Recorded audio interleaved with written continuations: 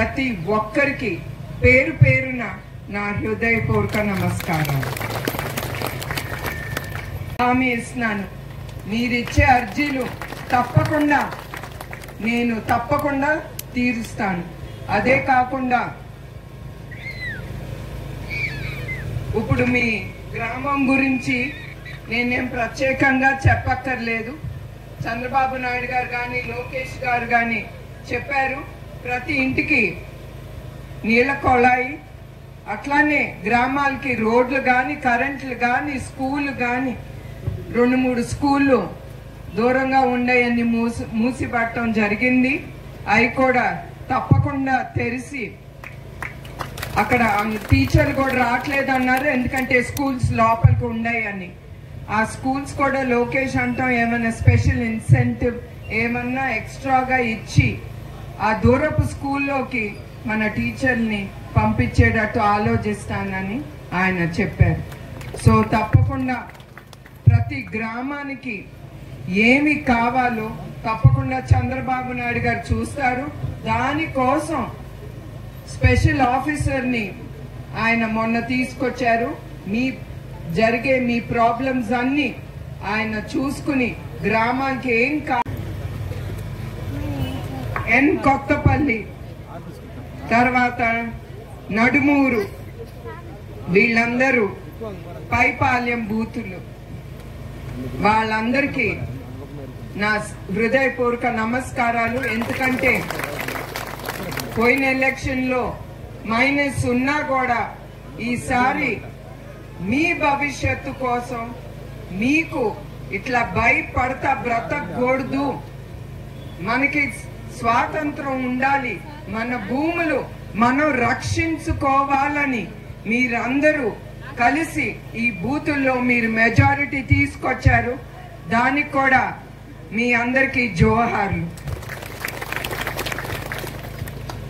తర్వాత చంద్రబాబు నాయుడు సూపర్ 6 అనేది అనౌన్స్ చేశారు ఎలక్షన్ ముందల. మహిళలకి, ఎస్పెషలీ మహిళలకి చాలా హామీలు ఇచ్చారు. తప్పకుండా ఆయన అవన్నీ తీసుకెళ్తారు. యువకులకి 20 లక్షల ఉద్యోగాలు అన్నారు. తప్పకుండా అది కూడా ఆయన తీసుకొస్తారు. ఎందుకంటే రేపు యువకులే మన రాష్ట్రాన్ని గాని దేశాన్ని గాని ముందుకు తీసుకెళ్ళాలి, మన యువకులు. అట్లానే ఇవాళ నేను ఇక్కడికి వచ్చింది ఒక ముఖ్యమంత్రి భార్యగా కాదు, మీలో ఒకళ్ళిగా, మీలో సుఖ సంతోషాలు పంచుకోవటానికి నేను ఇక్కడికి వచ్చాను. ఎందుకంటే ఈ 5 సంవత్సరాలు అందరూ చాలా కష్టాలు ఎదుర్కొన్నాం. ఎందుకంటే నా నిజం గెలవాలనే ఆ ప్రోగ్రామ్ లో నా కళ్ళతో చూశాను ఎంత కష్టపడ్డారో ప్రజలు గాని మహిళలు గాని. ఈ కల్తీ మద్యం తాగి చాలా మంది మహిళలు వాళ్ళ భర్తని పోగొట్టుకున్నారు. నా కళ్ళారా చాలా మందిని చూశాను. అదే కాకుండా మన కార్యకర్తని చాలా మందిని కూడా చంపేశారు, వాళ్ళు ప్రాణాలు త్యాగాలు చేశారు. అందుకే ఇవాళ ఎలక్షన్ మనం విజయం పొందిన తర్వాత నేను ఎప్పుడు మిమ్మల్ని మర్చిపోను. తప్పకుండా నేను 3 నెలలకు ఒకసారి తప్పకుండా వచ్చి మీతో పాటు నేను కలిసి మెలిసి మీలో acres of land for employment opportunity. Please, I request to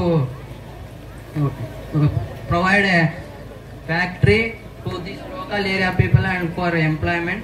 And next వచ్చేసి ఇక్కడ 15 రోజులకు ఒకసారి అంతా పాడి పరిశ్రమ పైన ఆధారపడి ఉన్నారు మ్యామ్. అంటే 15 రోజులకు ఒకసారి పాల బిల్లు కోసం ఇక్కడ నుంచి కుప్పంకి చాలా ఇబ్బందిగా ఉంది. ఒక చిన్న మినీ బ్రాంచ్, బ్యాంక్ ఏ బ్రాంచ్ అయినా సరే ఒక చిన్న మినీ బ్రాంచ్ ఏర్పాటు చేస్తే అందరికీ సౌకర్యంగా ఉంటుంది ma'am. It is third request. అందరికి ఆన్లైన్ పేమెంట్ చేస్తున్నారు కదా, అది కుదరట్లేదా బ్యాంక్ అంటే ద్వారా? అంటే చాలా ఇబ్బంది పడతారు.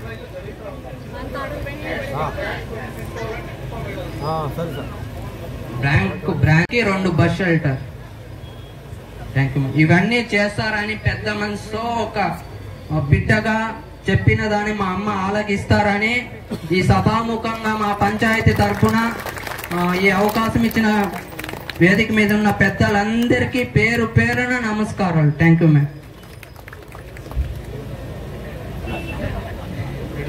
కురుక్షేత్రంలోకి పంపించింది మహిళలు. వాళ్ళకి ముందల మనం జోహార్ అని చెప్పాలి.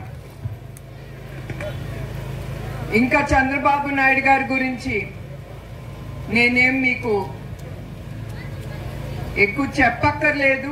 ఎందుకంటే ఆ నమ్మకంతోనే ఆయన్ని ఇన్నిసార్లు 8 సార్లు మీరు గెలిపించారు. అదే కాకుండా ఆయన ఏ నియోజకవర్గానికి కూడా ఆయన స్పెషల్ మేనిఫెస్టో అనేది తీసుకురాలేదు. మన కుప్పం నియోజకవర్గానికి ఆయన స్పెషల్ మేనిఫెస్టో అనేది తీసుకొచ్చారు. ఎందుకంటే మనందరికీ తెలుసు, మన బిడ్డలు తల్లిదండ్రుల దగ్గర నుంచి దూరంగా చెన్నై, తమిళనాడు, కర్ణాటక అటంతా వాళ్ళ ఉద్యోగాల కోసం, వాళ్ళ జీవితాలు బాగుండాలని వాళ్ళ ఉద్యోగాలు ఎత్తుక్కుంటా ఇతర రాష్ట్రాల్లోకి వెళ్ళిపోయారు. అవన్నీ ఆయన మనసులో పెట్టుకుని ఇక్కడ చాలా ఇండస్ట్రీస్ తీసుకొచ్చి చాలా డెవలప్మెంట్ చేసి మన బిడ్డలు మన దగ్గర ఉండి మనతో పాటు కుటుంబంతో పాటు సంతోషంగా ఉండాలని ఆయన కోరుకుంటూ ఈ కొత్త మేనిఫెస్టో స్పెషల్ గా కుప్పానికి తీసుకొచ్చారు.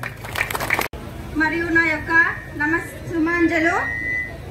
స్వర్ణాంధ్ర సృష్టికర్త, మన ఆరాధ్య కుప్పం ఆరాధ్య దైవం, ఆంధ్రప్రదేశ్ ముఖ్యమంత్రి వర్యులు శ్రీ నారా చంద్రబాబు నాయుడు గారి వీరపత్ని, విశ్వవిఖ్యాత నట సార్వభౌమ శ్రీ నందమూరి రామక రామారావు గారి ఏకైక గారాల పుత్రిక గారికి మన కాబోయే.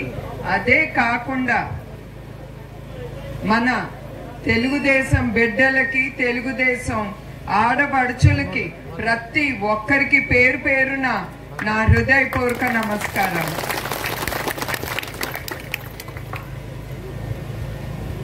గత 5 సంవత్సరాలు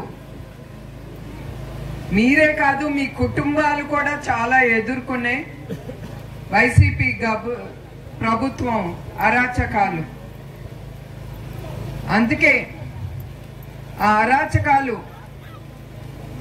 దించటానికి ప్రజల ప్రభుత్వం అనేది తీసుకురావాలని మీరందరూ ధైర్యం చేసి మన కూటమి ప్రభుత్వాన్ని మీరు గెలిపించారు. మీ అందరికీ జోహార్లు. కూటమి ప్రభుత్వం, మీ ప్రభుత్వం, ప్రజల ప్రభుత్వం అంటే ఏంటి మీకు తెలుసా? ముందల 5 సంవత్సరాలు మీరందరూ చాలా ఎదుర్కొన్నారు, అవునా కాదా? మీకు స్వేచ్ఛ లేదు మాట్లాడటానికి గాని. తర్వాత చాలా కేసులు పెట్టారు, మిమ్మల్ని భయపెట్టించి ఓటేస్తే లేకపోతే తెలుగుదేశం పార్టీకి గాని కూటమి పార్టీలకు గాని మీరు పనిచేస్తే ఊరుకోమని వాళ్ళు మిమ్మల్ని చాలా బెదిరించారు. అయినా కూడా మీరందరూ అది ఎదుర్కొని ప్రజల ప్రభుత్వం అంటే మీరు మీ స్వాతంత్రం తెచ్చుకున్నారు. మీ స్వాతంత్రం అంటే మీరు శుభ్రంగా నడవచ్చు, ఎవరితో అయినా మీరు మాట్లాడుకోవచ్చు, మీకు అన్ని రకాలుగా మీకు అన్ని స్వేచ్ఛతో ఈ గవర్నమెంట్ మీరు ఓటేసి ఈ కూటమి ప్రభుత్వాన్ని మీరు ముందుకు తీసుకెళ్ళారు.